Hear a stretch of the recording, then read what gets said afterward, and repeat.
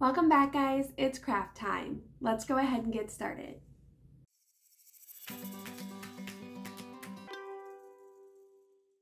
In today's video, we are taking this sign that I thrifted and going to decoupage on top of it using some recycled paper. This came in a pack of 2. We're going to be using the super cute cows today, but it did have a chicken version as well that I used on a different piece. That turned out amazing. I am very excited about this piece today, and honestly, this is the only piece I'm doing in this video. I was really excited about it, focused on it, and when I was done, I was just done. So I didn't want to force myself to do anything else. So we're just going to start by cleaning the sign up, removing the stickers, removing these staples that I assume held on the back. And then the front had a lot of scratches and nicks. So I'm just going to run some sandpaper over it lightly to kind of buff out any imperfections that might be there, but also to kind of take down this image a little bit. It wasn't like beveled or anything, but I did want to knock down how bright it was so I didn't have to copy it too many times. Cover it too many times with paint. So once I was done, I just wiped away with a baby wipe all of that just debris from the sandpaper. And then we're going to start in with some paint. I'm just using some white Waverly chalk paint. I am at the end of my barrel here, and I'm going to add some water to it because it was really stiff and thick. The water is just going to kind of revive it a little bit, make it a lot more spreadable, but I'm not going to make it too watery because I do want it to cover fully. I'm just going to go on each one of these panels and cover it. I'm using a really soft bristled brush. That way you don't really see the strokes of the brush after you get it nice and smooth on there.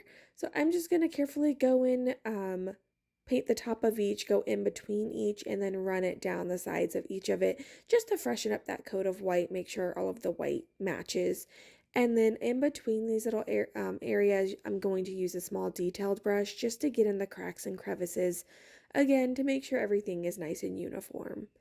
I don't have patience, so I'm using my heat gun in between coats to help dry it a little bit to make it go a little faster, and then I'm going to put on a second coat just to make sure you can't see any of that pineapple peeking through, and then we're going to let it dry for the second time.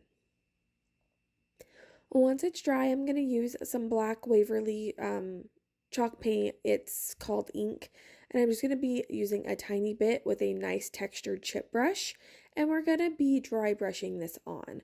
I'm wanting to kind of give like a faux distressed like wood look, and that's going to happen by just lightly tapping, dipping your paint in the brush, tapping off the excess, and then lightly running that over the boards, specifically focusing on those edges. Though we are decoupaging over top of this, the white pieces of the paper will be more translucent, and I want to just have a little bit more texture, just add a little bit more dimension to this piece at the end.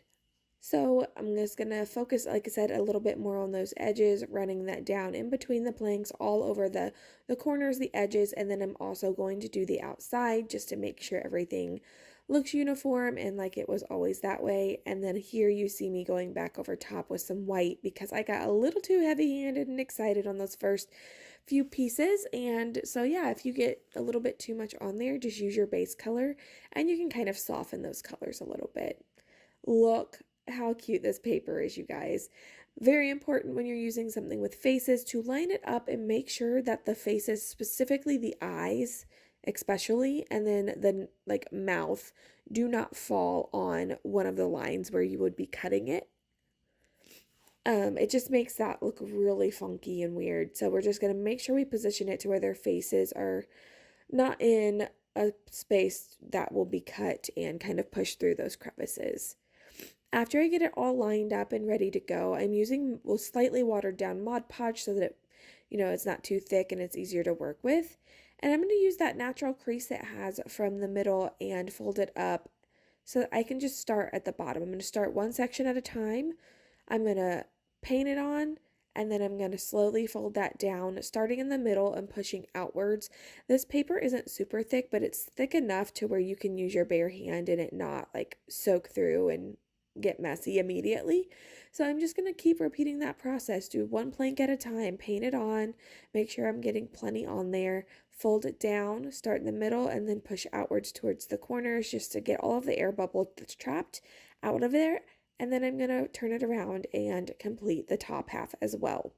There are so many different ways that you can decoupage. This is going to leave a slight wrinkle in the way that I'm doing it, but I am absolutely okay with that because I want it to be a bit more rustic. Once it's done with there, I'm going to do another coat on top of it. So I'm just going to start in the middle with the pieces that I started with, and I'm just going to do a nice healthy coat over top using the brush itself to kind of push out any of those air bubbles that might be left, help work those wrinkles. And then we're going to let it sit and dry completely. This is just going to allow it to adhere and make sure that all of the pieces are drying thoroughly. You see, I am using my heat gun. I like to do that right after I've painted on, kind of help the drying process, but if you keep going, you could make it tacky. So we're going to let it dry completely, and then we're going to grab a sanding block and start in on those edges. You're just going to take the sanding block and you're going to sand in a downward motion. Sometimes downward and a slightly diagonal works best for me. And you're just going to run it along all of those edges. It's going to give you a perfectly clean, crisp edge, and you're just going to be able to peel that paper right away without having, any like left behinds or anything like that. It just makes it a super easy process to clean up all of the edges and make it look nice, crisp, and professional. I am having some issues where those slats kind of meet where there's not wood underneath, but I just took my little utility knife and helped cut that away, which wasn't a big deal at all. Now here you see me using my utility knife, box knife, exact knife, whatever you want to use, and I'm just cutting the paper where those where the creases are between the slats.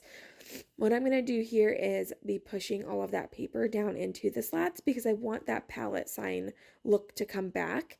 But to do this, you need to make sure that you did let your paper dry completely. That way it doesn't accidentally rip when you're doing it. There are different ways that you can do this next step, but for me, I want to push that paper down into the slats. That way, like, if you see it from a different angle, it all kind of like lines up. I don't know. In my head, this makes sense. But what I'm going to do is take a popsicle stick and a piece of sandpaper, and I'm going to wrap that sandpaper around that popsicle stick, and then I'm going to be pushing it down in between those slats. I'm going to take it and I'm going to slowly and surely push it down in between each slat and pull it slowly to where it's giving a really nice folded hard crease on those edges and tucking that paper down in between. After I did that, I'm going back in with that Mod Podge with the brush, and I'm making sure I get a lot of Mod Podge in there and Mod Podging those edges down, also hitting all of my sides and corners of the slats that may not have gotten enough or didn't quite stick. And I'm just going to repeat this over and over, and then if I have any areas where there's just the paper's too long or it's just not sticking and it keeps wanting to come up, I'm going to go from the back side of the picture, hit the Mod Podge on the back side of that paper, flip it back over, and then use my brush to kind of push the paper back down just to make sure it gets a nice good stick. And then I'm also going to be using a popsicle stick to help after the Mod Podge kind of sinks into the paper, just kind of slowly pressing on it to make sure that it's getting a nice good firm stick in between those palettes so that, like I said, we can keep those crisp edges but bring back the look of the palette sign. From there, we are just going to let it dry. Again, I like to hit mine with the heat gun right away, just kind of all over, but not a ton, and then let it air dry. I find if I keep using my heat gun for too long, then it gets a little bit tacky, and we don't want that. So that is all we're gonna do for this piece. I am obsessed. I love this decoupage paper. Roycycled has the best like images and stuff. I tend to buy them from a local vendor who is in one of the vendor malls that I attend frequently. So that's where I find it, but I know you can find her stuff online if you just look. I will attempt to find some links and put them in the description for your guys's to find easily, but I'm not affiliated with it at all. But yeah, give this video a thumbs up if you love this picture as much as I do.